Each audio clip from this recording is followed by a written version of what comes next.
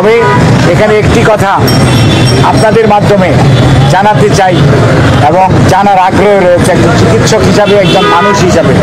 সেটি হচ্ছে খালেদা জিয়া যেই দিন অসুস্থ হয়েছিলেন রাত্রিবেলায়, অর্থাৎ শুক্রবার দিবাগত রাত্র 2টা 8 মিনিটের সময় আমি পার্শ্ববর্তী হাসপাতালে টেলিফোন করেছিলাম একটি অ্যাম্বুলেন্স দিয়ে আমাদেরকে একটু সাহায্য করার জন্য, ওনাকে ট্রান্সফার করার জন্য।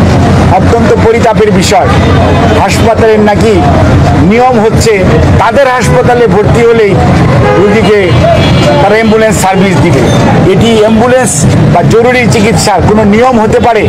এবং একটি ইঞ্জেকশন অ্যাট্রোপিন, একটি ইঞ্জেকশন অ্যাড্রেনালিন, 2 অ্যাম্পল ইঞ্জেকশনের জন্য তাদেরকে অনুরোধ করেছিলাম ইউনাইটেড হসপিটালের ডিউটি ম্যানেজার চিকিৎসকদেরকে, বাট ডিনাইড। কারণ তাদের বক্তব্য ছিল রুগী তো আমাদের হাসপাতালে ভর্তি হবে না, অর্থাৎ রুগী যদি তাদের হাসপাতালে ভর্তি হয় তাহলে জরুরি চিকিৎসা পাবে, অন্যথায় জরুরি চিকিৎসা পাবে না।